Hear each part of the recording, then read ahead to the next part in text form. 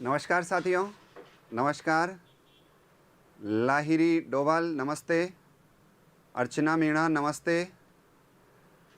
आज हम बात करेंगे सूफ़ी काव्य जो हैं उनके बारे में।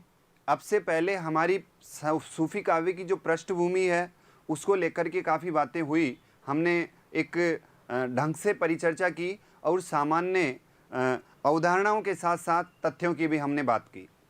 आज हम बात करेंगे काव्यों को लेकर के। अब से पहले हमारी बात हुई थी सूफ़ी काव्य के 7 पड़ावों को लेकर के, सूफ़ी काव्य की अवस्थाओं को लेकर के कि कितनी अवस्थाएं हैं हद तक पहुंचने के लिए, सूफ़ी काव्यों की प्रवृत्तियों को लेकर के, सूफ़ी कवियों की जो मुख्य विशेषताएं हैं उनको लेकर के।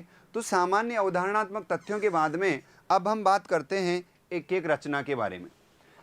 रचना के बारे में कल हमने बात की थी, जिसमें मैंने आपको बताया था कि सूफ़ी काव्य में 18-19 रचनाएं हैं जो अवधारणाओं के साथ साथ एक जो तथ्यात्मक प्रश्नों की श्रृंखला बनाती है वो बड़ी महत्वपूर्ण है। उनके क्रम को लेकर के प्रश्न बनते हैं, उनके कवियों को लेकर के सुमेलित करवाने वाले प्रश्न बनते हैं, उनकी भाषा को लेकर के प्रश्न बनते हैं। तो कल हमने एक कोडिंग के माध्यम से उन रचनाओं को याद करवाने का प्रयास किया मैंने, और आप लोगों ने सीखा, पढ़ा। अजय जी नमस्कार, गुड आफ्टरनून। मीरा जीता नमस्ते। अब हम बात करेंगे रचनाओं को लेकर के, एक एक रचना के बारे में। तो कल हमारी रचनाओं के बारे में बात हुई थी, इन सब के बारे में हमने बात की थी। और भाषा के बारे में मैंने आपको बताया था कि भाषा से संबंधित आप कुछ भी भाषा से संबंधित आप जो भी आपकी समस्याएं हैं उनको आप बिल्कुल इग्नोर कर दीजिए, उनको नज़रअंदाज कर दीजिए। क्योंकि राजस्थानी भाषा की अगर आप रचनाएं याद कर लेते हैं तो राजस्थानी की मैंने कल आपको 4 रचनाएं बताई थी। 4 रचनाएं कौन कौन सी थी? सबसे पहले हंसावली थी, हंसावली के बाद लखन सेन पद्मावती कथा थी, माधवानंद कामकंदला थी और आपके चिताई वार्ता थी। इन 4 राजस्थानी रचनाओं के अलावा एक ब्रजभाषा की थी, कौन सी? नंददास की रूप मंजरी। और एक आपके अनुराग बांसुरी है जिसमें फारसी बहुल शब्दावली मिलती है। तो यहाँ पर यदि इन 4 या 5 रचनाओं का ध्यान रख लेते हैं तो बाकी सभी रचनाएं अवधी भाषा की आती है। तो आपको सभी की भाषा से संबंधित यदि प्रश्न आता है तो आप आराम से कर सकते हैं। तो ये सारी बातें हमारे इनको लेकर के कल हुई थी। आज हम आगे बढ़ते हैं। देखिए, ये जो रचनाएं हैं इनकी हमने बात कर ली थी, तो यहाँ पर मुझे नहीं लगता कोई बात करने की आवश्यकता है। नायक नायिका की भी हमारी बात हो गई थी। एक ये जो रस रतन है इसके सोम और रंभा ध्यान रखना। इसमें विशेष क्या था कि हर रचना जो है सूफी काव्य में वो नायिका के नाम पर है, लेकिन आपके सोम और रंभा, इस सोम और रंभा का नाम अपने काव्य में इनके नाम पर नहीं है, ये अलग नाम है रस रतन। तो सोम और रंभा का ध्यान रखें कि सोम और रंभा किस काव्य की नायक नायिका है? रस रतन की, है ना। ये सामान्य बातें हम कल कर चुके थे। आगे बढ़ते हैं। इसमें भी कोई विशेष बात नहीं थी, इनके सबके बारे में हमने कल बात की थी। अब हम एक एक रचना के बारे में बात करेंगे विस्तार से। चलो आगे चलते हैं। हाँ जी, अब हमारे सबसे महत्वपूर्ण जो प्रतिनिधि कवि हैं, इस युग के प्रवर्तक हैं, सूफी काव्य के प्रतिनिधि कवि कह सकते हैं, प्रवर्तक कह सकते हैं, प्रतिनिधि कवि कह सकते हैं,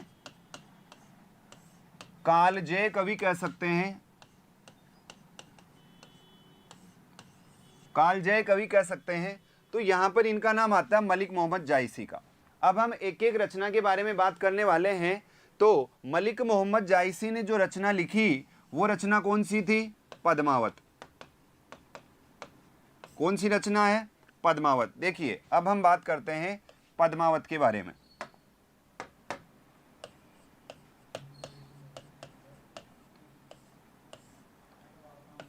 पद्मावत के बारे में हम बात करते हैं। पद्मावत का मैंने आपको सन बताया था 1540। इसका कलर चेंज कर लेते हैं, येलो। 1540, ठीक है। और पद्मावत के बारे में सामान्यतः हिंदी साहित्य का विद्यार्थी रामचरितमानस है, पद्मावत है, इसके बारे में जानता है। और ये जो रचना है इसके बारे में आचार्य शुक्ल कहते हैं। आचार्य शुक्ल क्या कहते हैं कि रामचरितमानस के बाद मानस के बाद यह दूसरा प्रबंध काव्य है। रामचरितमानस के बाद आपका जो पद्मावत है ये दूसरा प्रबंध काव्य है। और सूफी काव्य की आचार्य शुक्ल कहते हैं कि सूफी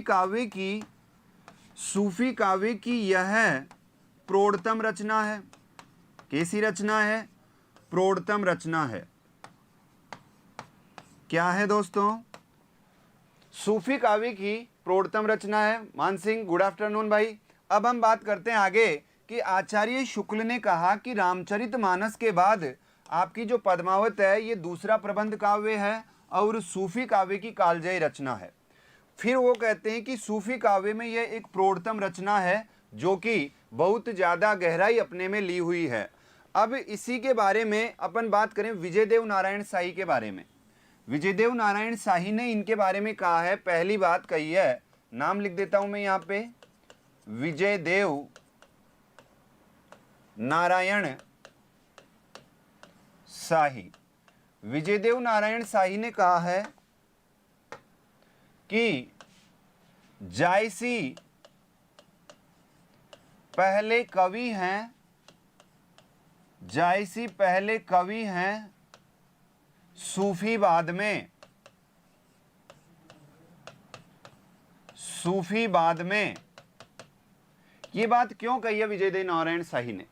जायसी पहले कवि हैं, सूफी बाद में। इस बात के पीछे उनका तर्क क्या है कि जो कवि होता है वो राष्ट्र की जितनी भी संकीर्ण विचारधाराएं हैं उससे ऊपर उठा हुआ होता है। उसके जहन में मानवीयता होती है, इंसानियत होती है। वो धर्म के जो प्रपंच हैं, आडंबर हैं, उनसे ऊपर उठा हुआ होता है। उसकी लेखनी मानव कल्याण के लिए चलती है, किसी धर्म विशेष के लिए नहीं। ठीक है, मानव समाज का वो कल्याण चाहता है। तो इसमें हम कह सकते हैं कि उन्होंने कहा कि जायसी पहले कवि हैं, सूफी बाद में। इसके बारे में भी हम विस्तार से चर्चा करेंगे। एक कथन हो रहा है, ये चीज़ अगर आपने नोट कर ली हो तो मैं इसको मिटा के हम दूसरी बात के बारे में चर्चा करेंगे। देखिए, विजयदेव नारायण शाही ने पद्मावत के बारे में एक बात और कही है कि पद्मावत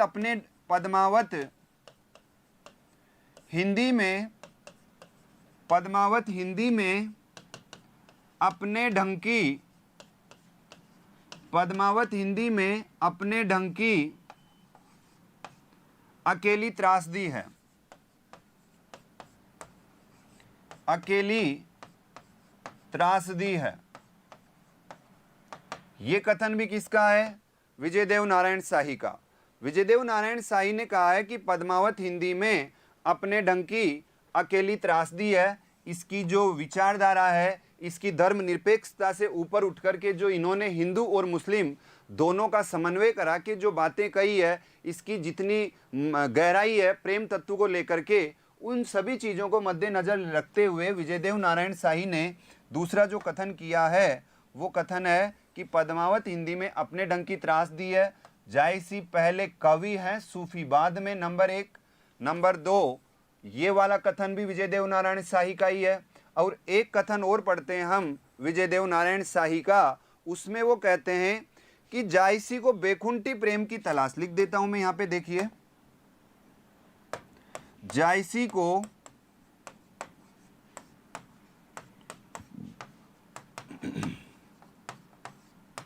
बेकुंठी प्रेम की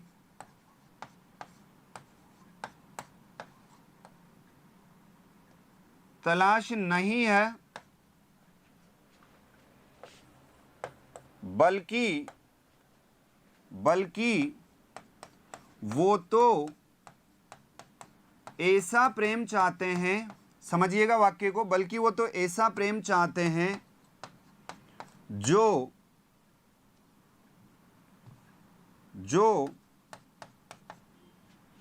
मानव को ही बेकुंठी बना दे।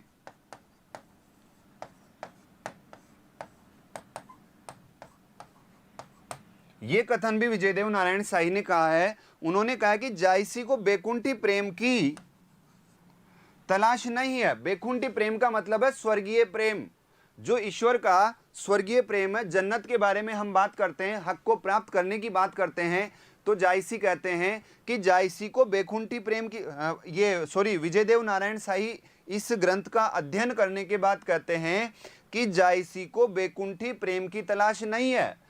समझिए कितनी बड़ी बात है। ये बात यह है कि जायसी ये नहीं चाहते कि मैं हक को प्राप्त करूं या मैं स्वर्ग को प्राप्त करूं। उनका प्रेम ईश्वरीय प्रेम नहीं है, उनका प्रेम मानव मात्र का प्रेम है। वो कहते हैं कि मानव से प्रेम करना ही बैकुंठ है। वो जो ईश्वर को प्राप्त करने वाली धारणा है वो जायसी की नहीं है। तो यहाँ पर बात स्पष्ट होती है कि जायसी को बैकुंठी प्रेम की तलाश नहीं है, स्वर्ग प्राप्त करने की लालसा या लिप्सा नहीं है।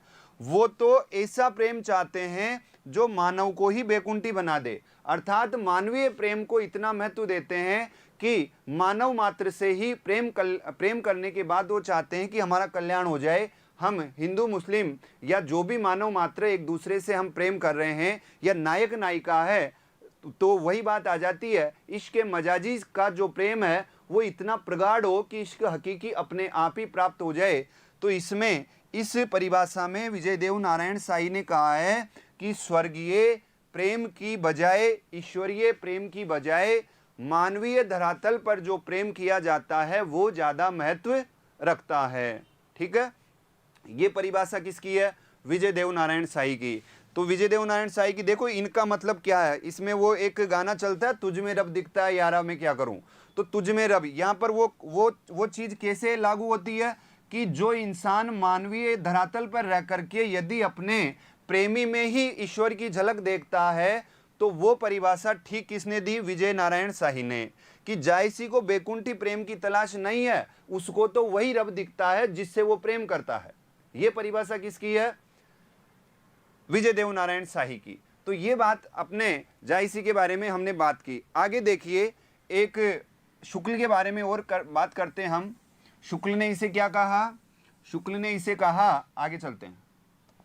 शुक्ल ने इसे कालजयी रचना कहा और पद्मावत को प्रकाश में लाने का श्रेय, पद्मावत को प्रकाश में लाने का श्रेय आचार्य शुक्ल को जाता है। किस आलोचक को जाता है प्रकाश में लाने का श्रेय?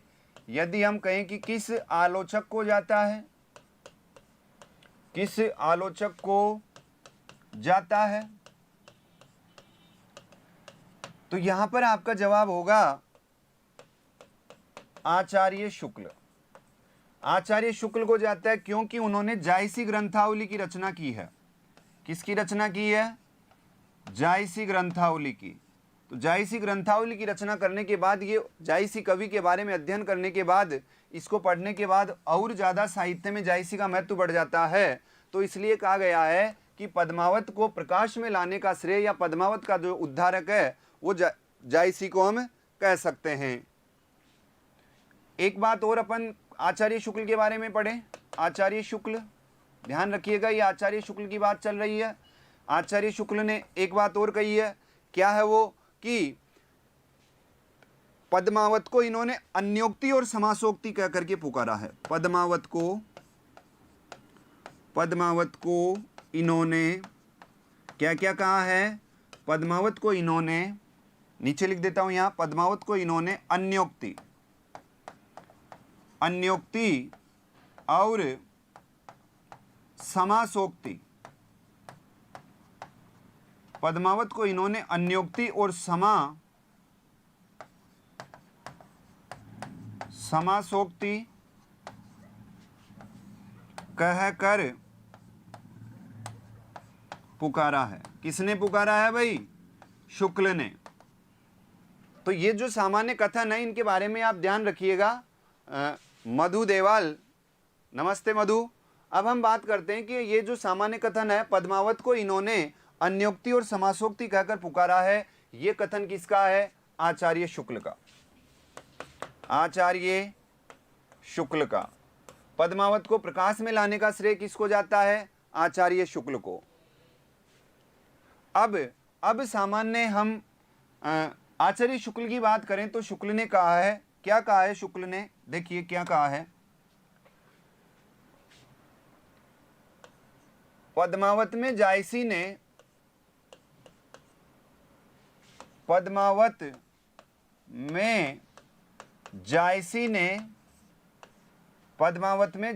ने हिंदू हृदय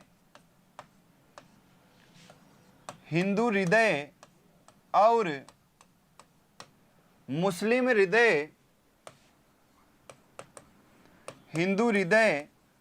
मुस्लिम हृदय को आमने सामने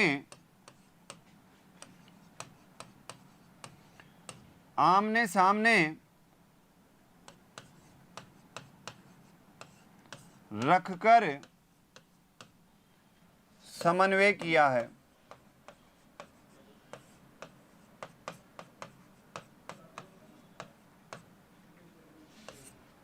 आमने सामने रखकर समन्वय किया है। ये बात क्यों कही है पद्मावत के बारे में कि मुस्लिम हृदय और हिंदू हृदय को आमने सामने रख करके पद्मावत में जायसी ने समन्वय किया है। ये बात इसलिए लागू है कि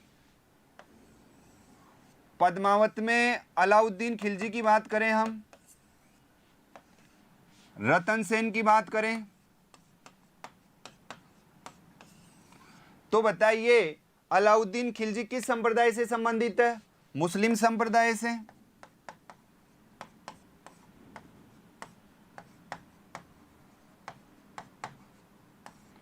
रतन सेन किस संप्रदाय से संबंधित है? हिंदू संप्रदाय से। यहां पर जब जायसी रचना कर रहे थे उस समय इनके समकालीन शासक के बारे में आपको पता है, शेरशाह सूरी थे। 1540 से 1545 तक का जो काल रहा वो शेरशाह सूरी का रहा, जो कि एक मुस्लिम संप्रदाय का मुगल शासक था। तो शेरशाह सूरी है, वो शेरशाह सूरी मुस्लिम संप्रदाय से संबंधित होने के कारण यहाँ पर हिंदू संप्रदाय राजा रतन सेन की उच्चता, श्रेष्ठता तथा हिंदू धर्म के बारे में उनकी गुणवत्ता या हिंदू धर्म की प्रशंसा करने के बावजूद यहाँ पर अलाउद्दीन को प्रतिनायक के रूप में पेश किया। अलाउद्दीन को उन्होंने कैसे पेश किया? प्रतिनायक के रूप में। और रतन सेन को जायसी ने कैसे पेश किया? नायक के रूप में, क्योंकि इस काव्य के नायक रतन सेन है, नायिका आपके पद्मावती है। तो यहाँ पर जो अलाउद्दीन खिलजी है उनको प्रतिनायक के रूप में पेश किया, ठीक है। तो यहाँ पर उनकी जो उच्चता है, श्रेष्ठता है या नायक का जो दर्जा है वो रतन सेन को दिया। और हिंदू संस्कृति और राजपूताना जो संस्कृति है उसके बारे में उन्होंने खुलकर के वर्णन किया। तो यहाँ पर क्या ये अपने मुगल बादशाह के कारण दंड के भागी नहीं हो सकते थे कि आपने मुस्लिम कवि होते हुए इस तरह से हिंदू धर्म के बारे में इतना बड़ा चढ़ा करके लिख रहे हो, हिंदू धर्म को इतना महत्व दे रहे हो। अभी अगर मान लो संवैधानिक इस स्थिति में भी यहाँ पर इस तरह से हमारे ऊपर प्रश्न चिन्ह लग जाते हैं जब हम सांप्रदायिकता की बात करते हैं, तो आप सपोज करिए, कल्पना करिए कि क्या 1540 में जायसी कटघरे में खड़े नहीं हो सकते थे? हो सकते थे ना।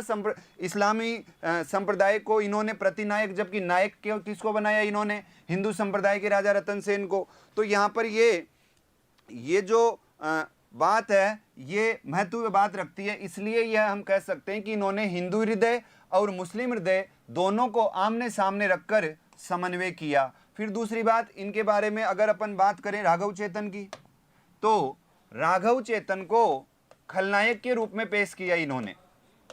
जो राघव चेतन है उसको खलनायक के रूप में इन्होंने पेश किया। और राघव चेतन जाति से कौन थे? ब्राह्मण थे, जाति से ब्राह्मण थे। और इनके बारे में आप जानते हो सारा कि ये जादू टोना या तंत्र विद्या में परिपूर्ण थे।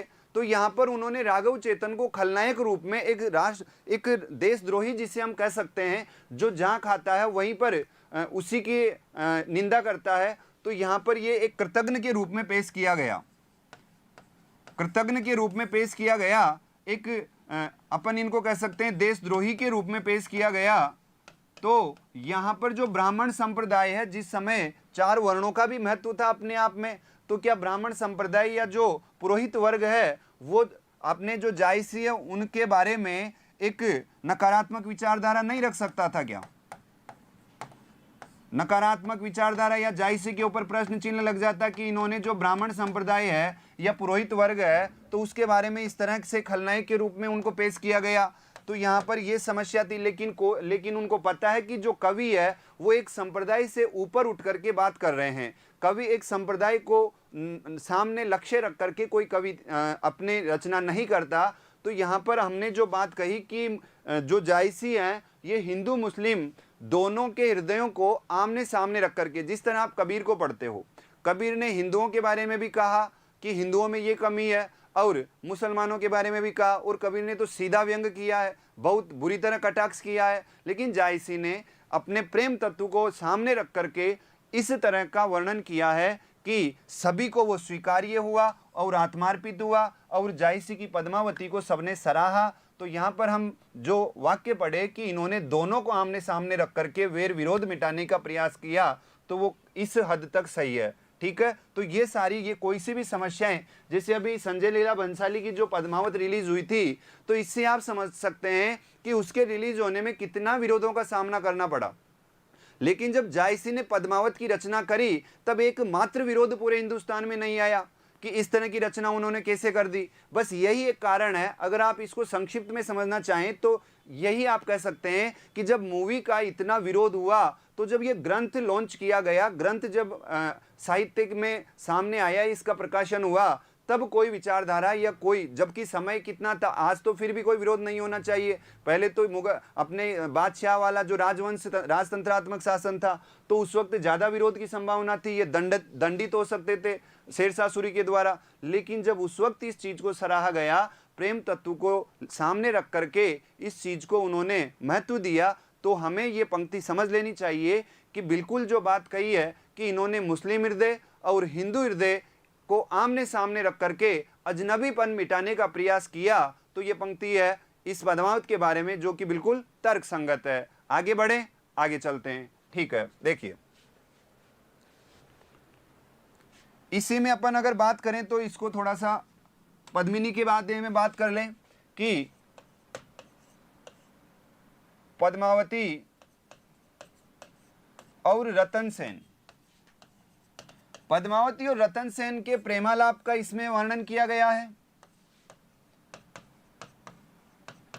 पद्मावती और रतन सेन के प्रेमालाप का इसमें वर्णन किया गया है, जबकि पद्मावती से नागमती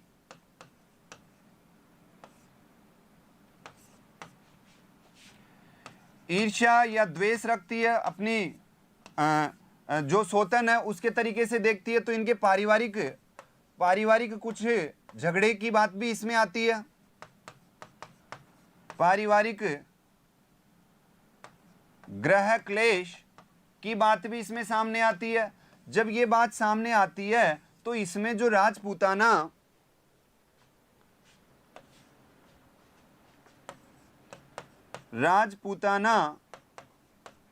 संस्कृति है, उस संस्कृति के ऊपर प्रश्न चिन्ह लग सकता है कि यहाँ पर जायसी ने हमारे ग्रह के बारे में या हमारे पारिवारिक जो संबंध है उनके बारे में इस तरह कैसे लिखा। तो यहाँ पर जो राजपूत हैं उनको यहाँ पर इन दोनों के बारे में जो ये मिलता है, इसके बारे में उन्होंने कोई ऐतराज या कोई इस तरह का प्रश्न चिन्ह नहीं लगाया। तो यहाँ पर जायसी ने जब इन दोनों का लगाया, क्यों नहीं, उसके पीछे कारण क्या है? उसके पीछे कारण ये नहीं है कि एक लौकिक जीवन में एक पत्नी दूसरी अपने पति के साथ दूसरी पत्नी की बात कर रहे हैं, यहाँ पर ये नहीं है। यहाँ पर बात आ जाती है वही कि अभी अपन इनकी प्रतीक योजना पढ़ेंगे, तो प्रतीक योजना में नागमती किसका प्रतीक है और पद्मावती किसका प्रतीक है। तो इन दोनों को लेकर के उन्होंने इनका खुले रूप से वर्णन किया है, जो कि न कि राजपूत समुदाय को, न कि राजपूताना अपने राजस्थान को, बल्कि पूरे भारतवर्ष में, पूरे हिंदी साहित्य में इस चीज को उन्होंने लौकिक प्रेम और अलौकिक प्रेम के माध्यम से, प्रतीक योजना के माध्यम से सराहा है। तो सभी को स्वीकार्य है। तो ये बात बिल्कुल क्लियर हो जाती है कि इन्होंने एक आध्यात्मिक रूपक बनाते हुए रचना की है, न कि सामान्य कोई समुदाय या संस्कृति का वर्णन किया है।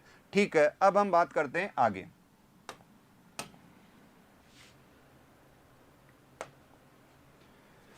देखिए, सामान्य अब ये जो जन्म है ये हालांकि मिल जाता है आपको हर जगह, लेकिन फिर भी अपन पढ़ लेते हैं इन कथनों के बारे में जिनके बारे में मैंने आपसे चर्चा की। उसके बाद में हम पॉइंट टू पॉइंट आगे बढ़ते हैं।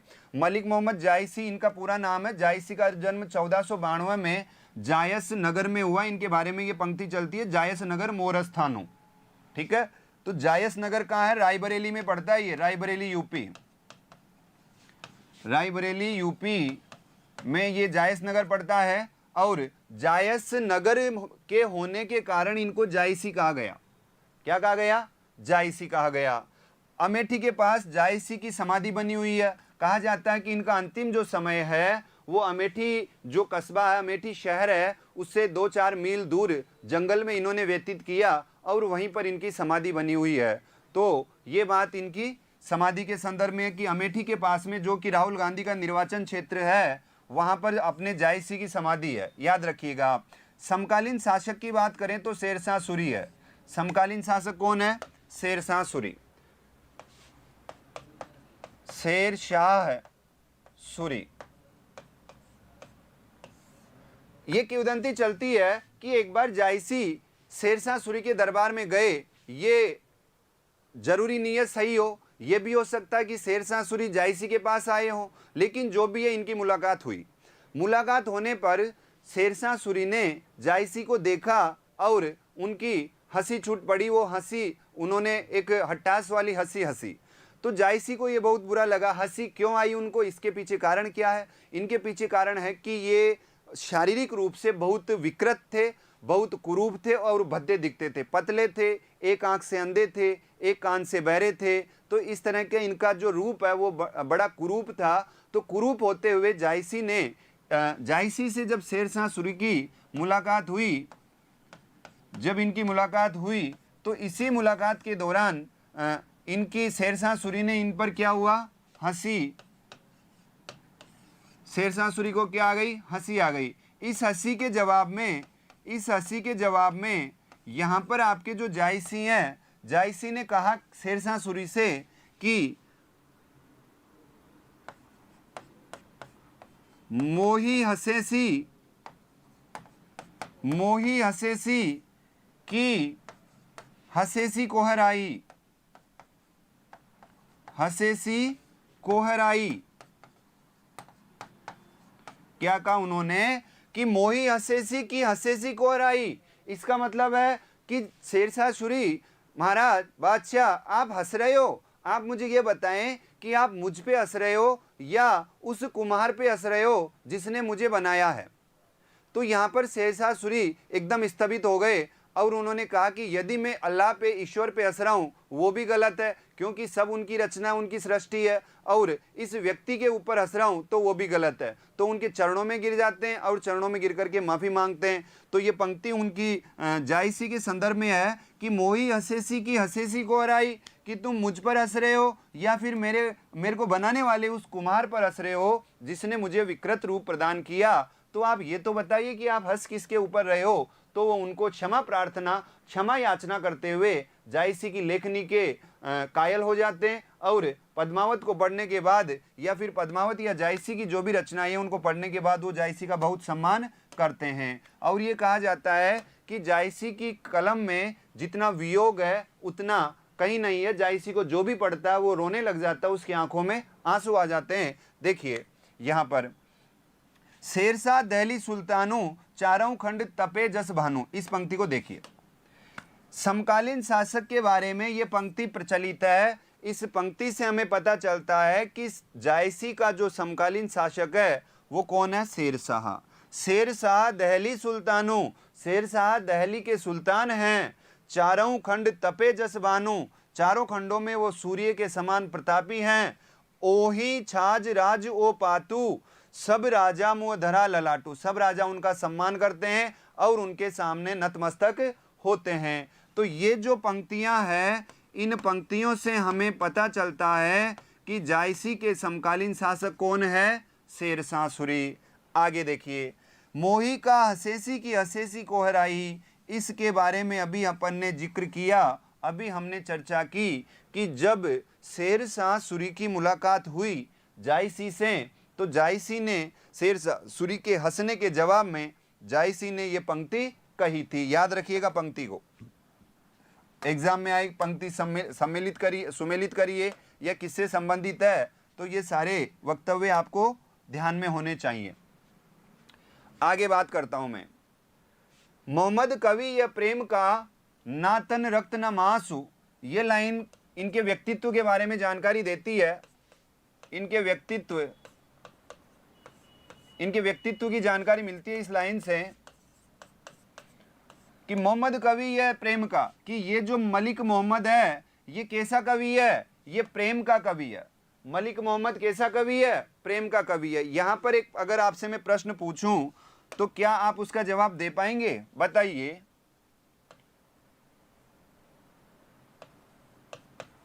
प्रेम की पीर का कवि कौन है? यहां पर दो ऑप्शन है, एक तो बताइए रीतिकाल में कौन है और एक बताइए भक्ति काल में कौन है। दोनों में अलग अलग जवाब आने हैं कि प्रेम की पीर का कवि रीतिकाल में कौन है और भक्ति काल में कौन है। आप पढ़ते हो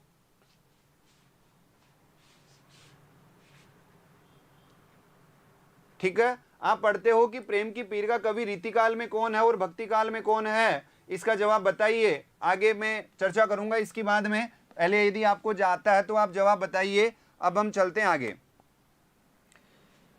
मोहम्मद कवि या प्रेम का नातन रक्त न मांसू, कि मलिक मोहम्मद जायसी प्रेम के कवि हैं और उनकी शारीरिक संरचना के बारे में कहा गया है कि ना तो उनके शरीर में रक्त है और ना उनके शरीर में मांस है। अर्थात ये किसकी तरफ संकेतित हो रही है पंक्ति? शारीरिक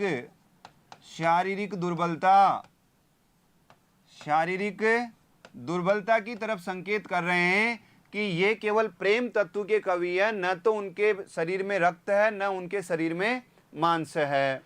अब हम बात करें कि जे ही मोही देखा सोई हंसा, ये पंक्ति आ गई कौन सी?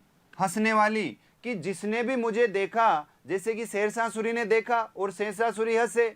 तो यहाँ पर बात आती है कि जे ही मोही देखा, जिसने भी मुझे देखा, सुनी तो आवे आंसू, लेकिन जिसने मुझे सुना तो फिर उसके बाद में उसके क्या आ गए?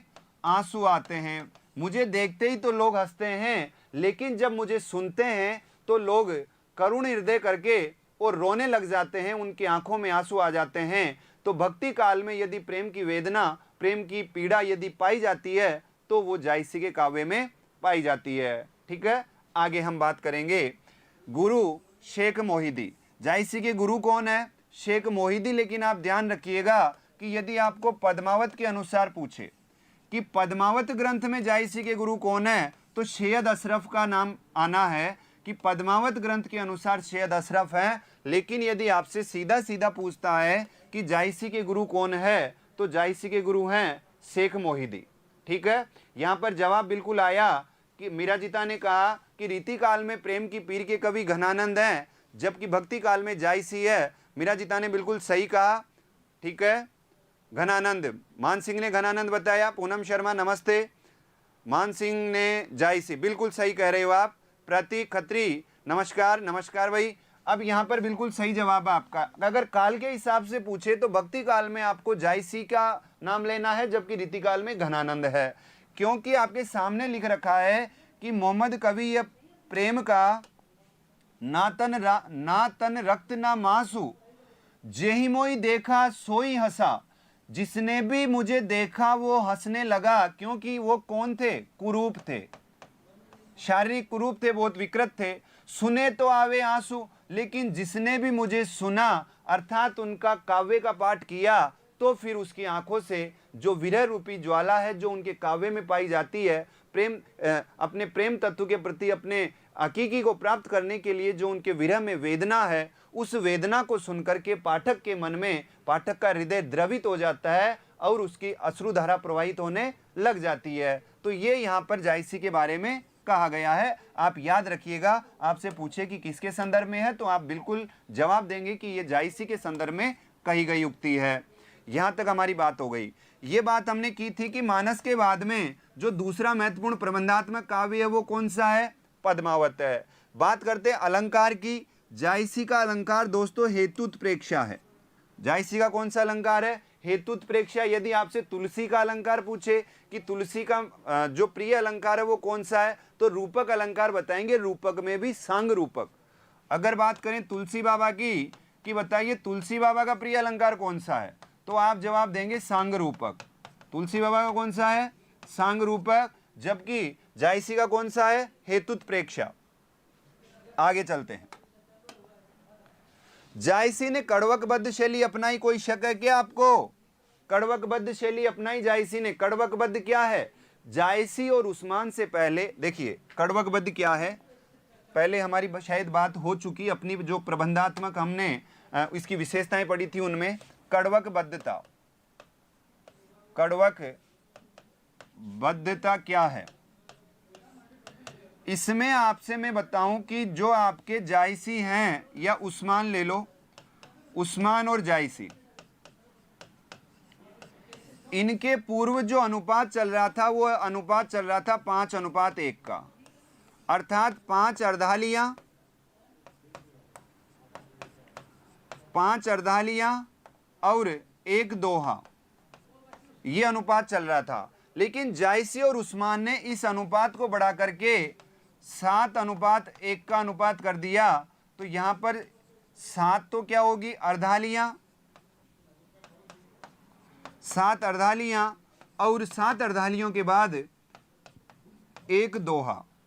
तो ये अनुपात यहां पर इन्होंने परिवर्तित किया। बाद में नूर मोहम्मद के अनुराग बांसुरी और इंद्रावती में वही 5:1 का अनुपात आ गया। कुछ समय ये रहा। तो यहां पर ये जो तरीका है प्रबंधात्मक काव्य रचने का, एक निश्चित अनुपात में कि 7 अर्धालियों के बाद 1 दोहा आना निश्चित है, इसे कहते हैं कड़वक शैली, इसे कहते हैं कड़वकबद्ध प्रबंध काव्य। क्लियर है?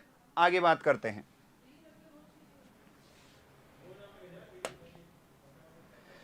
जायसी पहले कवि है, सूफी बाद में, हमारे बात हो चुकी। विजय देव नारायण शाही ने कहा था। और जायसी पृथ्वी पुत्र हैं वासुदेव शरण अग्रवाल। हाँ, इसके बारे में बात नहीं हुई, ये आप याद रखिएगा कि जायसी पृथ्वी पुत्र हैं, क्योंकि ये प्रेम तत्व को महत्व मान करके पृथ्वी के संचालन में और धरातल पर प्रेम तत्व को इन्होंने बहुत महत्व दिया है। तो यहां पर वासुदेव शरण अग्रवाल ने इन्हें क्या कहा है? पृथ्वी पुत्र कहा है। इस प्रेम तत्व की बात आती है तो एक बात मैं आपको और बता देता हूं कि यदि पंक्ति आ जाए, पंक्ति है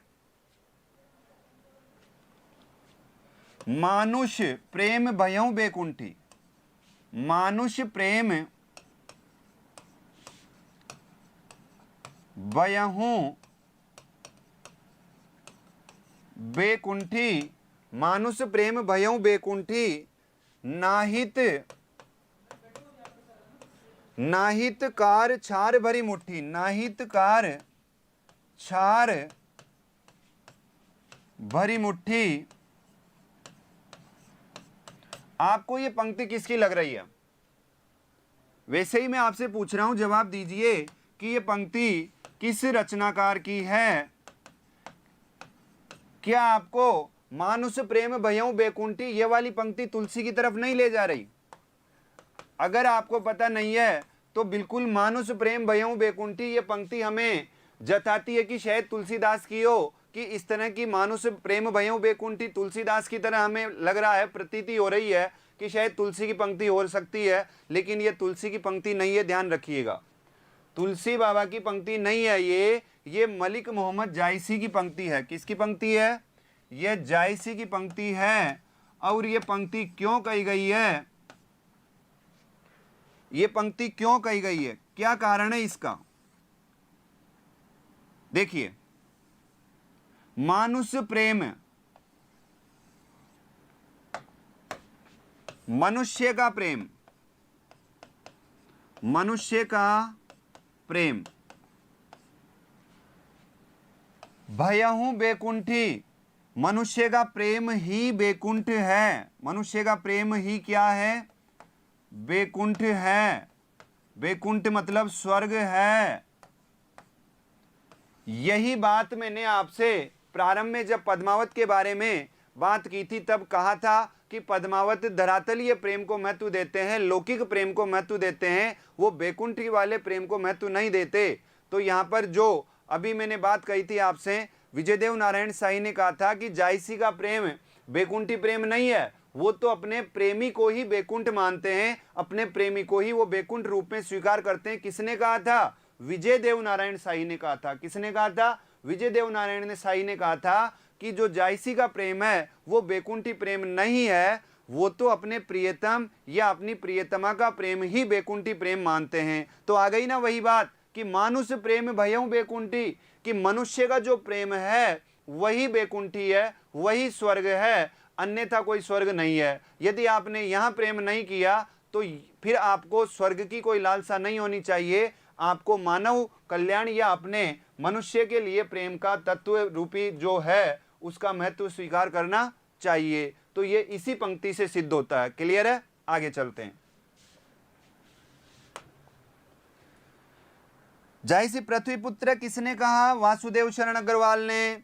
डॉक्टर बच्चन सिंह ने जायसी को अवधि का क्या कहा? अर्घान कहा। अवधि का अर्घान ये उपनाम है या आप इसे कह सकते हैं, बिल्कुल ये पूछा जाता है कई बार, भाई ध्यान रखिएगा। अवधि का अर्घान कौन है?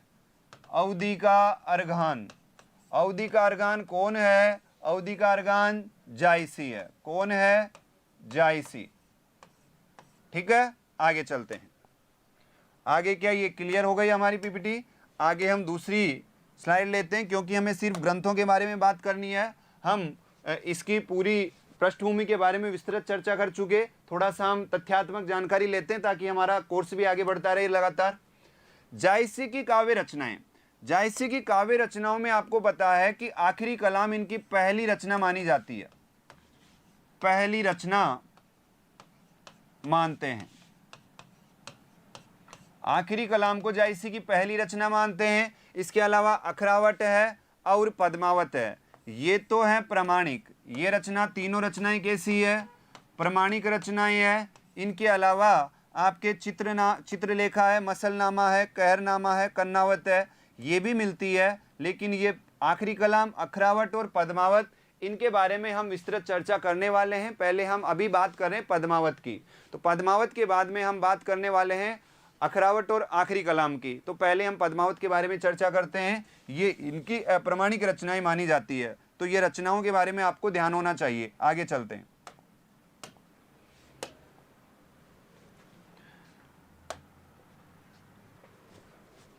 पद्मावत देखिए, सन 1540 में लिखी गई रचना है। इस रचना में चित्तौड़ के राजा रतन सिंह एवं सिंहलदीप की राजकुमारी पद्मावती की प्रेम कथा है। ये सामान्य जानकारी है। बिल्कुल आगे बढ़ता हूं मैं, क्योंकि यहाँ पर ज़्यादा समय हम खराब नहीं करने वाले। हमें और भी कई तथ्यों पर चर्चा करनी है विस्तृत। तो जो सामान्य तथ्य हैं इनके बारे में बिल्कुल आपके सामने ये हैं, आपकी किताब में आप पढ़ते आ रहे हो, ये कोई नई बात नहीं है। भाषा कौन सी है? अवधी है।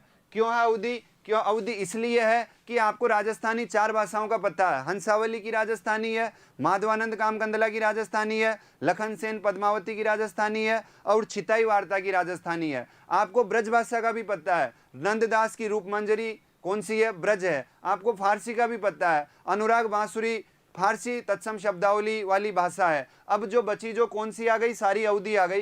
तो पद्मावत अपनी कहीं भी नहीं आ रही, न ब्रज में आ रही, न फारसी में आ रही, न राजस्थानी में आ रही। तो पद्मावत की कौन सी है? अवधी है। और वे तो वैसे ही महाकाव्य है, इसकी भाषा तो आपको पता होनी चाहिए कि पद्मावत की भाषा अवधी है। वो भी कैसी अवधी है? ठेठ अवधी है। ठेठ अवधी मतलब, ठेठ मतलब ग्रामीण। ठीक है दोस्तों, आगे चलते हैं। डॉक्टर हरदेव बहारी द्वारा रचित प्राकृत साहित्य का इतिहास ग्रंथ के अनुसार इस रचना का मूल स्रोत प्राकृत में रचित रत्नशेखर कथा को माना गया है। थोड़ा सा इस पर गौर फरमाइएगा प्यारे बालक बालिकाओं। प्राकृत में रचित रत्नशेखर कथा, प्राकृत में रचित रत्नशेखर कथा, इसको आप नोट कर लीजिए जरा कि प्राकृत में रचित रत्नशेखर कथा को पद्मावत का मूल स्रोत माना गया है। किसके अनुसार? अनुसार याद रखना, डॉक्टर हरदेव बहारी के अनुसार। डॉक्टर हरदेव बहारी कहते हैं कि प्राकृत में रचित रत्नशेखर कथा जायसी की जो पद्मावत है उसका मूल स्रोत है। ये कहते हैं कि रत्नशेखर कथा की प्रति छवि दिखाई देती है पद्मावत। आगे बात करते हैं। पद्मावत का बांग्ला भाषा में अनुवाद आलो उजाला ने किया। किसने किया? आलो उजाला ने। ये व्यक्ति का नाम है भाई, लेखक का नाम है आलो उजाला। किसके कहने पर किया? वजीर ठाकुर के कहने पर किया। तथ्य हैं ये आपको याद करने हैं। पहले तो हरदेव बहारी वाला तथ्य याद करना है। क्या याद करना है? कि श्रीलंका सिंहल द्वीप, बिल्कुल अभी आएगा भाई, श्रीलंका सिंहल द्वीप भी लेके चलेंगे आपको, बिल्कुल चिंता मत करिए।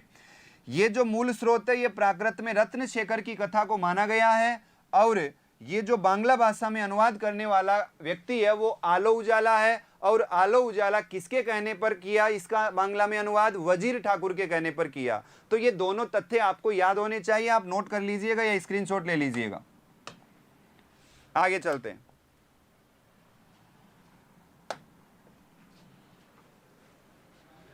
यह ग्रंथ 2 भागों में बांटा गया है। कितने भाग है इसमें? 2 भाग हैं। ये पहले मैं आपको बता चुका। क्या बता चुका? कि इसके 2 भाग हैं। 2 भाग में पहला जो भाग है वो कैसा है? कल्पना प्रसूत, कल्पना प्रसूत। और ये कहां तक का वर्णन करता है? विवाह तक, विवाह तक। जैसे ही विवाह होता है उसके बाद दूसरा भाग चालू हो जाता है, वो होता है ऐतिहासिक। ऐतिहासिक। और ऐतिहासिक खंड कहां से शुरू होता है? विवाह के बाद, विवाह के बाद। तो यहां पर ये 2 भाग हैं। ये कहलाता है पूर्वार्ध। ये क्या कहलाता है? पूर्वार्ध। और ये क्या कहलाता है? उत्तरार्ध। तो ये ध्यान रखिएगा, पूर्वार्ध भाग में विवाह तक का वर्णन है जो कि कल्पना प्रसूत है, और उत्तरार्ध भाग में विवाह के बाद का वर्णन है जो कि ऐतिहासिक है। इस तरह से आप याद कर लीजिएगा कोडिंग में। कल्पना प्रसूत विवाह तक की कहानी है रतन सेन का सिंहल द्वीप पर जाना और शिव पार्वती की कृपा से पद्मावती से विवाह करना। आपको पता है कि प्राचीन जो कथा काव्य हैं उनमें सारा काम शिव पार्वती की कृपा से होता है। नायक नायिका मर जाते हैं, फिर शिव पार्वती जी घूमने आते हैं, फिर पार्वती कहती है प्रभु देखो क्या हो रहा है, मुझे तो पहले इसका निपटारा करो उसके बाद में आगे बढ़ेंगे। शिव जी कहते हैं नहीं नहीं प्रिय चलो आगे, नहीं पहले इसका काम करो उसके बाद में मैं आपके साथ आगे चलूंगी। तो ये तो किंवदंतियां, ये तो चलती आती है। तो यहाँ पर भी वही शिव पार्वती जी घूमने आए थे, ये दिख गए कि चलो इनकी शादी करवा देते हैं। तो ये तो सामान्य बातें हैं, शिव पार्वती की कृपा से ही होता है जो भी होता है। ऐतिहासिक क्या है? विवाहेतर जीवन की कथा है। और रतन सेन और अलाउद्दीन खिलजी के मध्य जो युद्ध का वर्णन मिलता है वो ऐतिहासिक है, जो कि इसका कौन सा भाग है? उत्तरार्ध भाग है। ठीक है। दार्शनिक दृष्टि से पद्मावत रूपक काव्य है। रूपक काव्य क्यों है? रूपक काव्य क्यों है इसके बारे में मैं आपसे बात करना चाहूंगा।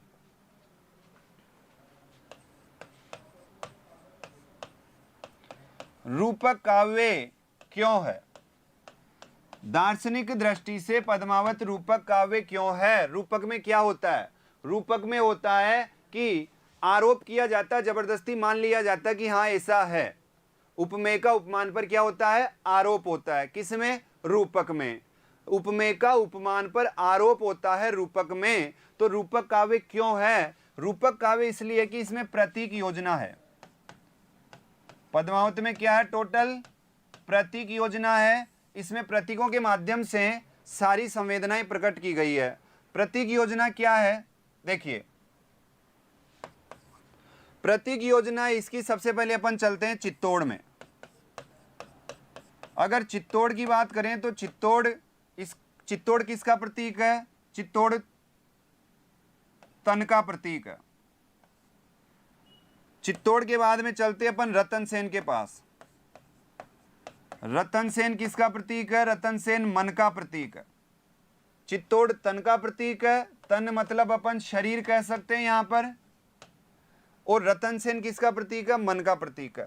जब चित्तौड़ और रतन सेन आ गए तो हम चलते हैं महारानियों के पास।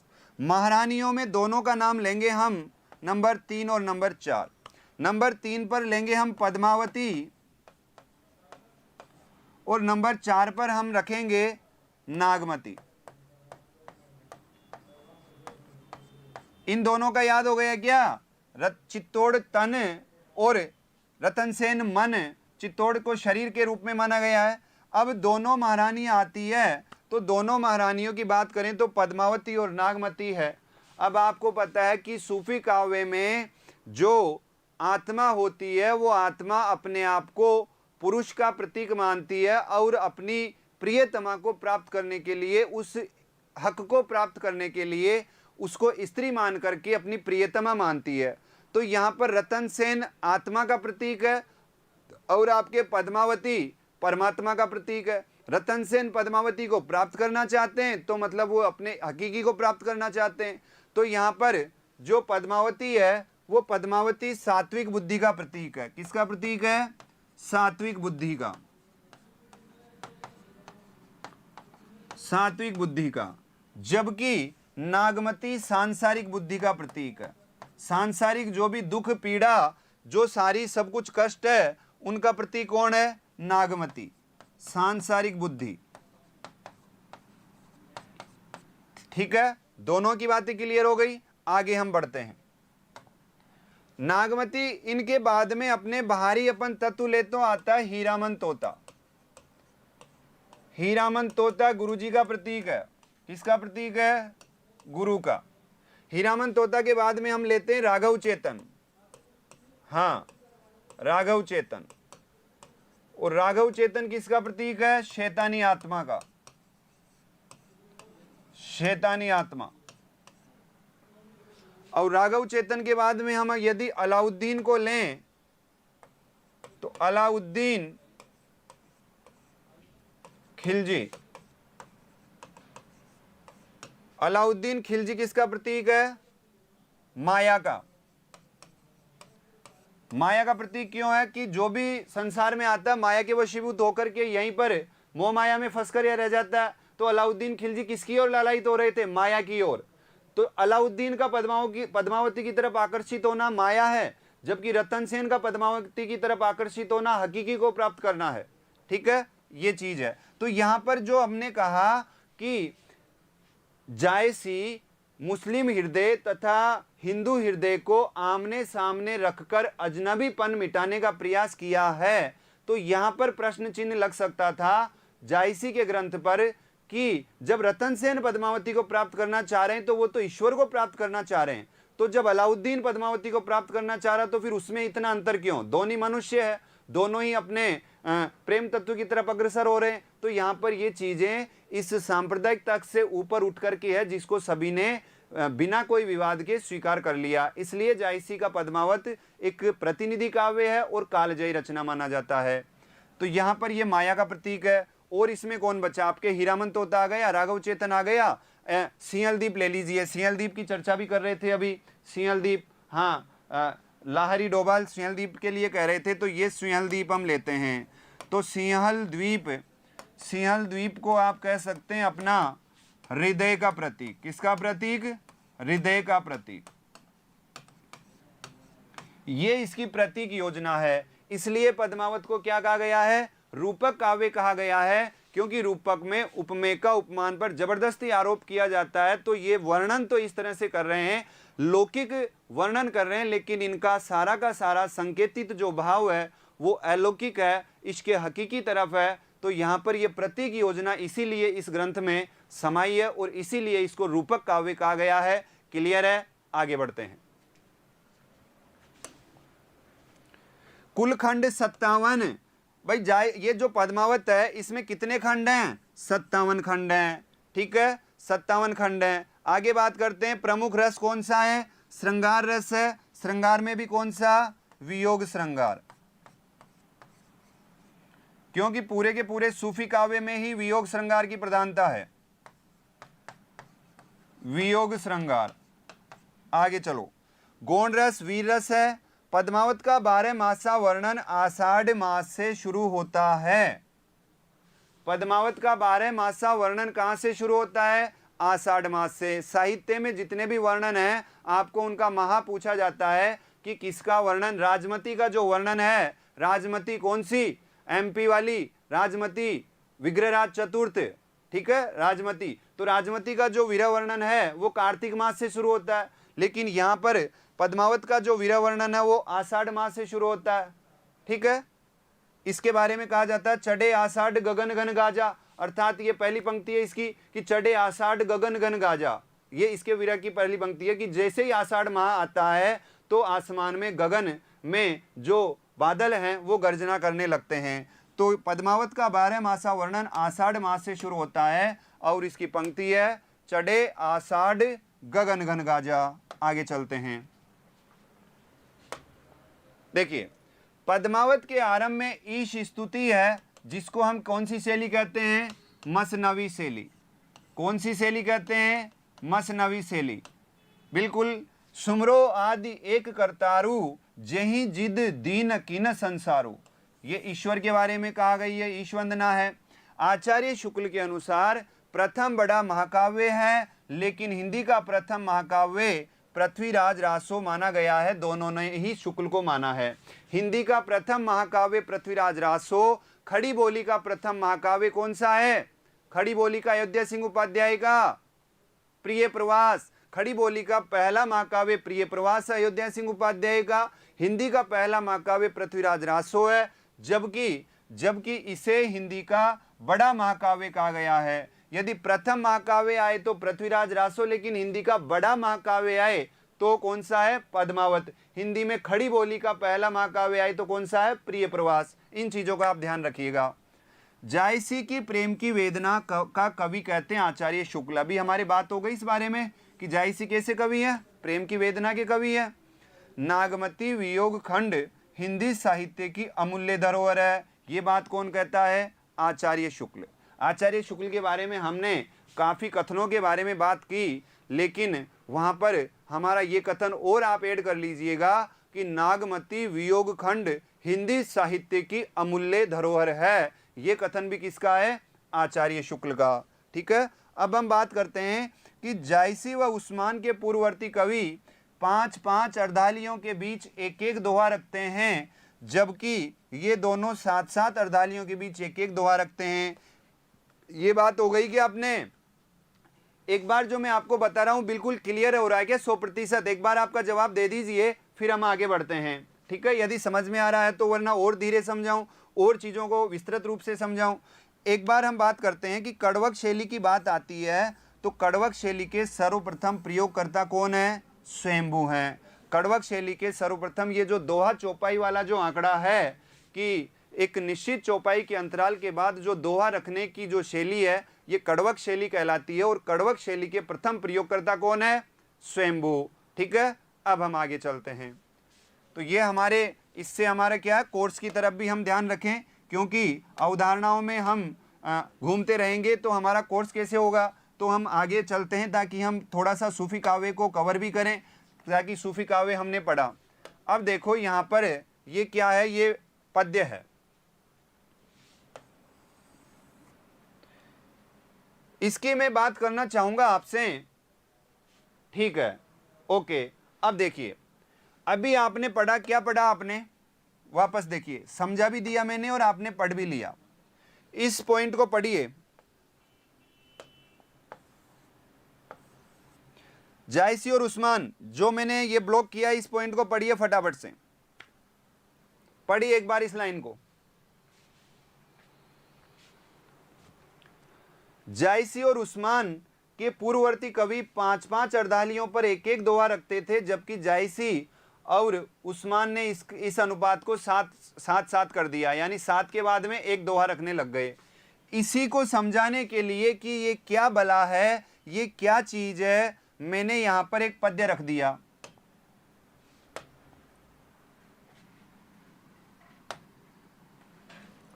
मैंने यहां पर एक पद्य रख दिया और इस पद्य में आपको इस बात को स्पष्ट कर दिया कि 7:1 का अनुपात क्या होता है, आप खुद अपनी आंखों से देख लीजिए। यह पद्य मैंने लिया है नागमती 12 मासा वर्णन का जो वियोग खंड है उसमें से। तो यहां पर मैंने ये रखा है, देखिए इसे कहते हैं अर्धाली। 1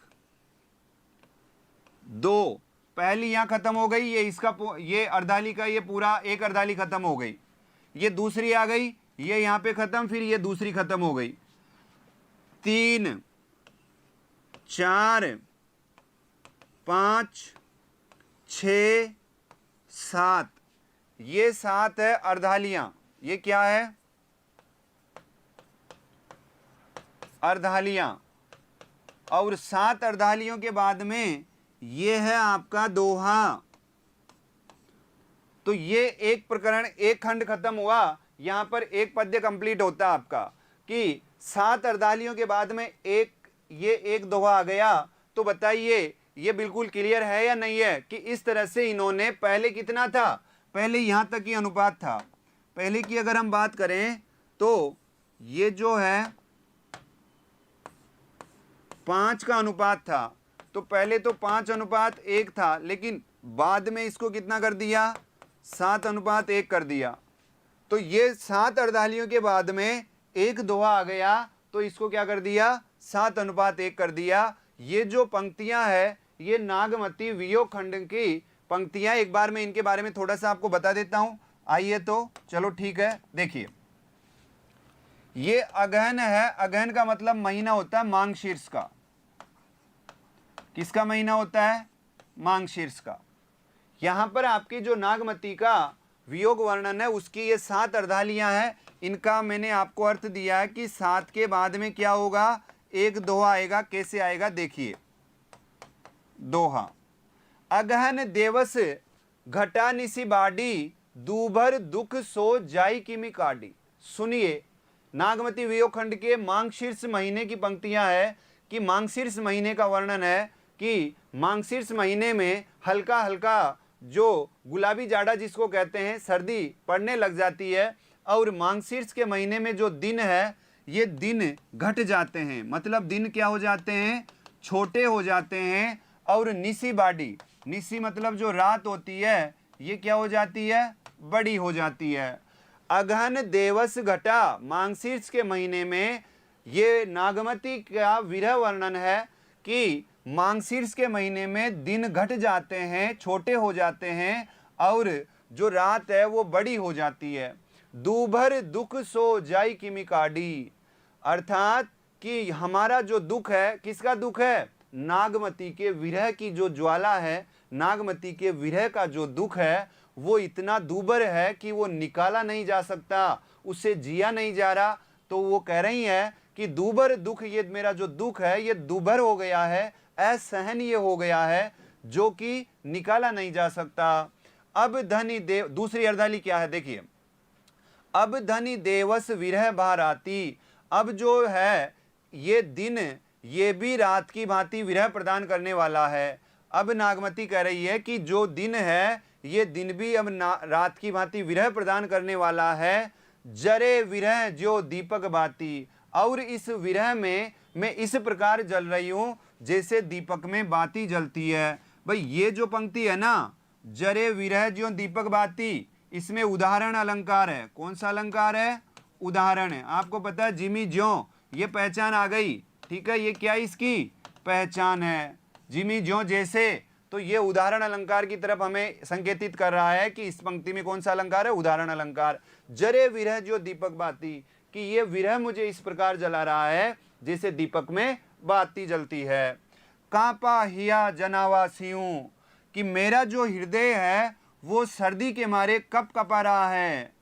तो पे जाई होई संग पीऊ, अब जो मेरा हृदय सर्दी के मारे कप कपा रहा है, ये सर्दी या ये जो मेरा शरीर कंपनमान हो रहा है, तो पे जाई होए संग पीऊ, ये मेरी सर्दी तभी जाएगी जब मेरे संग मेरे प्रियतम होएंगे। घर घर चीर रचा सब काहूं, प्रत्येक घर में अगहन के महीने में, मांगशीर्ष के महीने में प्रत्येक घर में नए नए कपड़े पहने जा रहे हैं, क्योंकि सर्दी का मौसम आ गया, सर्दी प्रारंभ हो गई, तो हर घर में नए नए कपड़े निकाले जा रहे हैं। मोर रूप रंग लेगा नाहू, लेकिन मेरा तो जो रूप रंग है वो मेरे नाहू यानी मेरे नाथ उनके साथ में ही ले गए। मेरा तो कोई रंग रूपी शेष नहीं रहा, मेरे जो प्रियतम है वो अपने जाने के साथ ही मेरा रंग रूप क्या ले गए, साथ ले गए। आगे बात करते हैं हम पांचवी अर्धाली की। पलटी न बहुरा गा जो बिछोई। देखिए वो कह रही है नागमती कि वो तो जाने के बाद, विछो होने के बाद पलट कर ही नहीं आए। अब हूँ फिरे फिरे रंग सोई, और अब जो मेरा रंग है ये बिल्कुल फीका पड़ चुका है उनकी राह देखते देखते। सियरी अगिनी विरही जिय जारा। छठी अर्धाली क्या कह रही है कि सियरी अगिनी विरह जी जारा, कि ये जो सियरी यानी सर्दी, यहां पर बात आ रही है सर्दी की, सर्दी मतलब ठंड, कि सियरी अग्नि विरह जी जारा, कि ये जो सर्दी रूपी अग्नि है, ये ठंड रूपी अग्नि है, इससे मेरा जो विरह है ये मेरे शरीर को जलाए जा रहा है। तो बताइए अग्नि ठंडी होती है गर्म होती है? अग्नि तो गर्म होती है, लेकिन इसकी नागमती की अग्नि कैसी है? ठंडी अग्नि है, सर्दी के मारे ज्यादा प्रज्वलित हो रही है। तो यहां पर अगर हम अलंकार की बात करें, कौन सी पंक्ति में, यहां पर मैं आपको चिन्हित कर देता हूं, सियरी अग्नि विरह जी जारा, ये विरोधाभास अलंकार है। कौन सा अलंकार है? विरोधाभास। कौन सा अलंकार है प्यारे बालकों?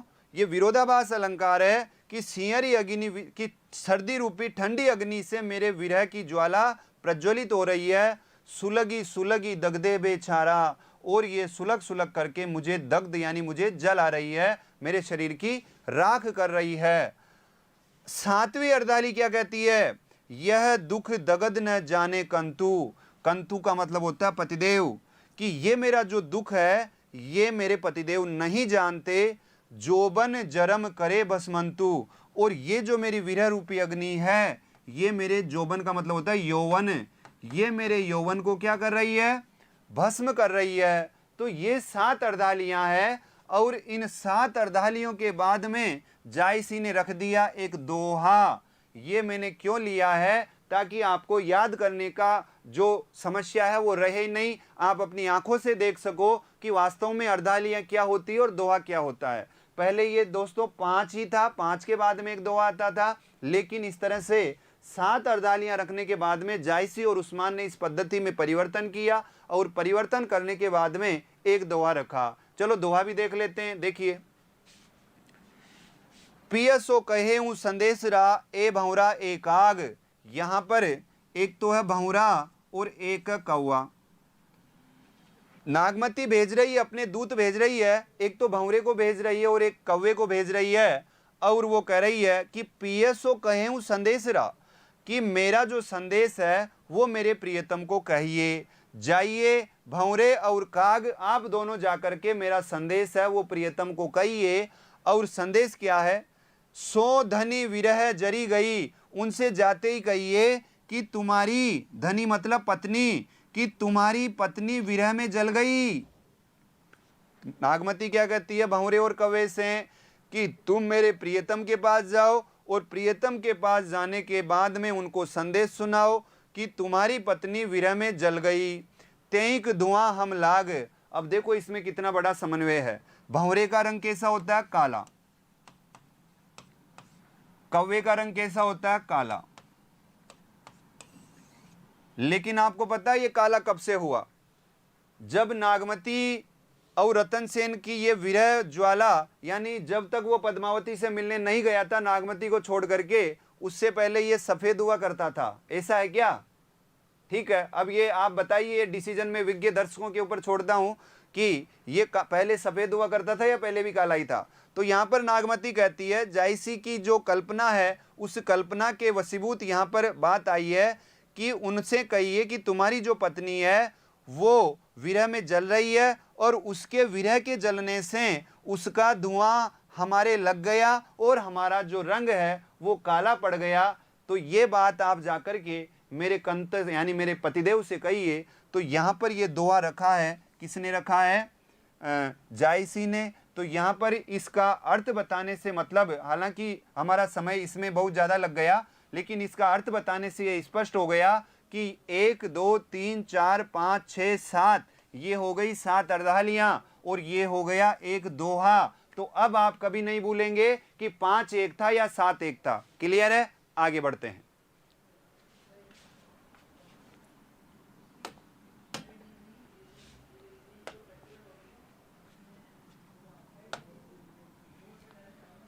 पद्मावत की प्रतीक योजना आ गई दोस्तों, लेकिन प्रतीक योजना के बारे में हम बात कर चुके। थोड़ी सी यहां पर देख लेते हैं क्या है। पद्मावत के विभिन्न पात्र विभिन्न दार्शनिक तत्वों के प्रतीक है, इसी कारण इसको रूपक काव्य कहा जाता है। हमारी बात हो गई इसमें कि इसी कारण इसको क्या कहा जाता है, रूपक काव्य कहा जाता है। ठीक है, आगे देखिए। तन चित उर मन राजा कीना, हिय सिंगल बुद्धि पद्मिनी चीना। पद्मावत की प्रतीक योजना की हम बात करें तो पद्मावत के विभिन्न पात्र विभिन्न दार्शनिक तत्वों के भी प्रतीक हैं, इसी कारण इनको रूपक काव्य कहा जाता है। ये इसमें टेक्निकल टीम जरा ध्यान दे, इसमें ये आ नहीं रहे चित्र, कमेंट्स दिख नहीं रहे सर। पद्मावत की प्रतीक योजना की हम बात कर रहे हैं तो पद्मावत की प्रतीक योजना की बात करें तो इसमें ये विभिन्न पात्र विभिन्न दार्शनिक तत्वों के प्रतीक हैं और इसी कारण इसको रूपक काव्य कहा जाता है। तो रूपक काव्य की हम बात करें तो रूपक काव्य में क्या है, ये देखिए दोहा इसके रूपक काव्य से संबंधित है। रूपक काव्य से संबंधित है। तन चित उर मन राजा कीना, कि ये जो तन है चित उर मन राजा कीना, इसका राजा क्या है, तन तो चित्तौड़ है। ये जो रूपक काव्य मैंने आपको बताए हैं ये एक दोहे में भी आते हैं सारे के सारे, तो आप यहाँ से भी समझ सकते हैं, यहाँ से भी आप समझ सकते हैं। क्लास दिख रही है ये, ठीक है। तो बिल्कुल अपन चलते हैं कि तन चित उर मन राजा कीना, कि ये जो तन है ये तो चित्तौड़ है और जो मन है ये राजा है। सिंह सिंगल बुद्धि पद्मिनी चीना, ये जो हिय है ये सिंगल द्वीप है और जो बुद्धि है ये पद्मिनी है। यहाँ पर सारी प्रतीक योजना है इसमें। गुरु सुआ जय पंथ दिखावा, इसमें जो गुरु है ये कौन है, सुआ हीरामन तोता, जो कि मैंने आपको विस्तृत रूप में बताया था। उसी को यदि पंक्तिबद्ध किया जाए तो यहाँ पर उसी को पंक्तिबद्ध करने के साथ में ये सारी प्रतीक योजना यहाँ आती है कि गुरु सुआ जय पंथ देखावा, कि जो गुरु रूपी जो तोता है हीरामन तोता, उन्होंने ये पंथ क्या किया, दिखाया। बिनु गुरु जगत को निर्गुण पावा, तो इसमें कोई प्रतीक योजना नहीं है, ये इसके साथ में है। नागमती या दुनिया धंधा, देखिए ये प्रतीक योजना आ गई। नागमती किसका प्रतीक है, दुनिया धंधा का, और इस दुनिया धंधा को हमने क्या नाम दिया था, सांसारिक बुद्धि का, सांसारिक बुद्धि का, कि ये जो दुनिया धंधा है ये किसका प्रतीक है, सांसारिक बुद्धि का प्रतीक है। नमस्कार नरेंद्र जी सर, दाइमा सर नमस्कार। अब हम बात करते हैं कि बाचा सोई ए यही चित्त बंधा, तो यहाँ पर ये सारी चीजें प्रतीक योजना के रूप में ये आई है। इसमें एक और देखिए, राघव दूत सोई शैतानु आ गए। राघव दूत किसका प्रतीक है, शैतान का। माया किसका प्रतीक है, अलाउद्दीन खिलजी किसका प्रतीक है, माया अलाउद्दीन सुल्तानु, कि अलाउद्दीन जो सुल्तान है ये किसका प्रतीक है, माया का। तो यहाँ पर दोहा तो मैंने आपके सामने इसलिए रखा है कि इस दोहे से पद्मावती की प्रतीक योजना का स्पष्टीकरण हो रहा है। लेकिन यदि आपको ये याद नहीं है तो आप तो जो मैंने अभी आपको याद करवाया था उसी को याद करिए, जो इसमें लिखा हुआ इसके बारे में हम पहले चर्चा कर चुके। तो हम आगे बढ़ते हैं। देखिए, हीरामन तोता गुरु शैतान खिलजी माया और सिंहलदीप हृदय का, ये सारी बातें वही है। इस रचना में नागमती रतन सिंह की प्रथम पत्नी है और 12 मास का वियोग वर्णन हुआ है। ये बात क्लियर है। जायसी ने हिंदू हृदय, इसके बारे में हम विस्तृत बात कर चुके, आचार्य शुक्ल ने कहा है और इसके बारे में हम शुरू से बात कर रहे हैं। स्पष्ट भी मैंने कर दिया कि शुक्ल ने क्या कहा है, शुक्ल ने क्यों कहा है, इसके पीछे क्या तथ्य रहे, क्या तर्क रहे शुक्ल के कि उन्होंने ये पंक्ति लिखी कि हिंदू हृदय और मुस्लिम हृदय दोनों पद्मावत में आमने सामने आते हैं और दोनों अपने आप को जानकार पाते हैं, न कि अजनबी। ये बात शुक्ल ने क्यों कही, इसका स्पष्टीकरण मैंने कर दिया आपके सामने। ठीक है, आगे देखिए।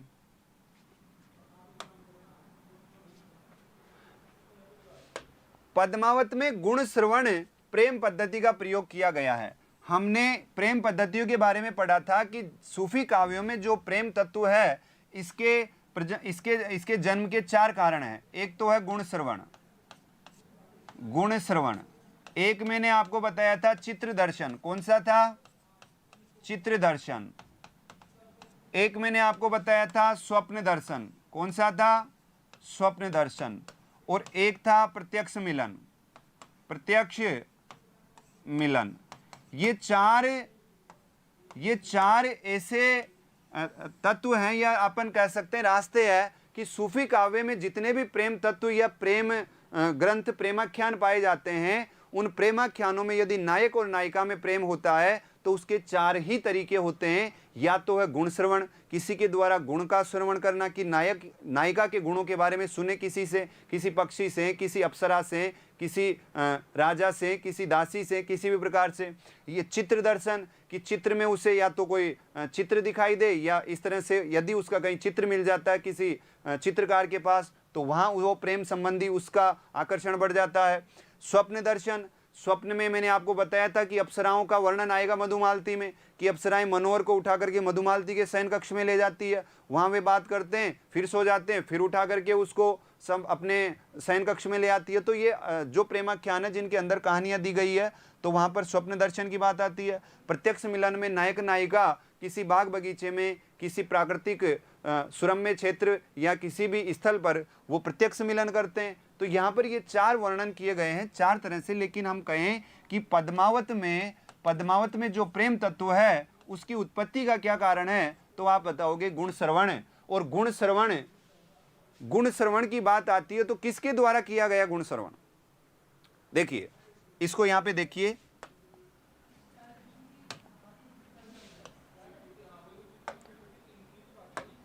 पद्मावत में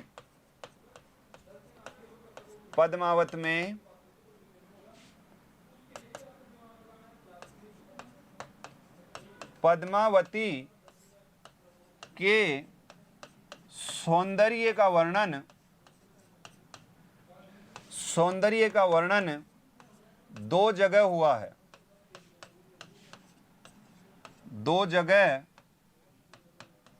है। पद्मावत में पद्मावती के सौंदर्य का वर्णन कितनी जगह हुआ है? दो जगह। एक है नक्षिक वर्णन, एक कौन सा है?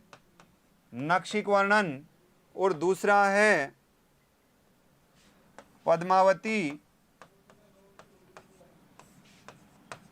रूप परिचर्चा।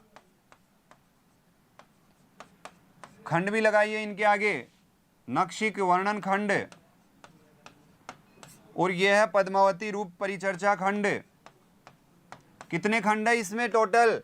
बात आई थी अभी पद्मावत में टोटल 57 खंड है। पूरे 57 खंड में नक्षिक वर्णन खंड, इस खंड में पद्मावती के रूप सौंदर्य का वर्णन हुआ है। ये खंड कहाँ कहा गया है? यहाँ पर जो हीरामन तोता है, वो हीरामन तोता आकर के रतन सेन को जब पद्मावती का वर्णन करता है, यहाँ पर आप लिख सकते हैं हीरामन तोते द्वारा। पहला जो खंड का वर्णन किया गया वो किसकी भाषा में किया गया? हीरामन तोते के द्वारा। दूसरा पद्मावती रूप परिचर्चा खंड, आप समझ गए होंगे ये रूप परिचर्चा करने वाला इतना महान व्यक्ति पद्मावत में एक ही है। कौन? राघव चेतन, जो कि कहाँ जाता है? अलाउद्दीन खिलजी के पास, और वहाँ पर जाकर के पद्मावती के रूप की परिचर्चा करता है। तो ये है राघव चेतन। तो यहाँ पर यह आपके लिए ज्ञान के लिए महत्वपूर्ण चीज़ है कि पद्मावत ग्रंथ में पद्मावती के रूप सौंदर्य का वर्णन कितनी बार हुआ है, कितने खंडों में हुआ है, कौन कौन से खंडों में हुआ है? तो आप बताएंगे कि 2 खंडों में हुआ है। पहला खंड हम कह सकते हैं नक्षिक वर्णन खंड, जिसमें तोते के द्वारा, हीरामन तोते के द्वारा रतन सेन को बताया गया। और दूसरा जो खंड है वो है पद्मावती रूप परिचर्चा खंड, जिसमें राघव चेतन के द्वारा जो अलाउद्दीन खिलजी है उनको इसका वर्णन किया गया या उनके बारे में सुनाया गया। आगे देखिए कहां तक हमारी बात हो गई? वियोग खंड की गुण श्रवण की बात हमने कर ली। इस रचना में नागमती वियोग खंड की प्रथम पंक्ति, इन पंक्तियों का जरा ध्यान रखिएगा कि नागमती चित उर्पत हेरा, प्यूं जो गए पुनि की न फेरा। यहाँ पर ये नागमती वियोग खंड की प्रथम पंक्ति है। और नागमती वियोग खंड कौन से माह से शुरू होता है? माह की बात करें तो आषाढ़ मास से शुरू होता है। आषाढ़ मास से, और आषाढ़ मास से शुरू होने के साथ ही पहली उसकी पंक्ति बनती है आषाढ़ मास की कि जो आषाढ़ माह गगन घन गाजा, इस तरह से उसकी पंक्ति बनती है आषाढ़ माह की। लेकिन नागमती वियोग खंड की प्रथम पंक्ति है कि नागमती चितुर पथ हेरा, प्यूं जो गए पुनि पुनि किन न फेरा। अब नागमती वियोग खंड की बात आती है कि नागमती वियोग खंड है कौन सा, तो आप जवाब देंगे नागमती वियोग खंड का जो क्रम आता है वो आता है 30वां क्रम, और ये जो नागमती पद्मावती जोर खंड आता है वो आता है 57वां खंड। अंतिम 57वां जो खंड है वो जोर खंड आ जाता है। ठीक है, तो यहां पर बात करते हैं, देखिए पद्मावत के 12 मासा की पहली पंक्ति, 12 मासा की, चढ़ा आषाढ़ गगन घन गाजा, अभी मैंने आपसे जिक्र किया था आषाढ़ माह की बात है। मानुष प्रेम भयों बेकुंठी, पंक्ति जायसी की है, इसके बारे में हमने विस्तृत चर्चा करी थी, वही चीजें आ रही है, इसके बारे में हम विस्तृत चर्चा कर चुके कि पंक्ति क्यों कही गई है। और माता प्रसाद गुप्त ने एक कथन कहा है पद्मावत के बारे में कि पद्मावत न तो समासोक्ति है और न अन्योक्ति, बल्कि ये तो स्वभावोक्ति है। क्या कहा है कि पद्मावत न तो समासोक्ति है न अन्योक्ति, बल्कि ये तो स्वभावोक्ति है। ये कथन किसका है? माता प्रसाद गुप्त का। तो ये कथन मैंने पहले आपसे विस्तृत चर्चा में काफी कथन आपको बताए हैं, उनके साथ ये कथन और ऐड कर लीजिए। आगे देखिए,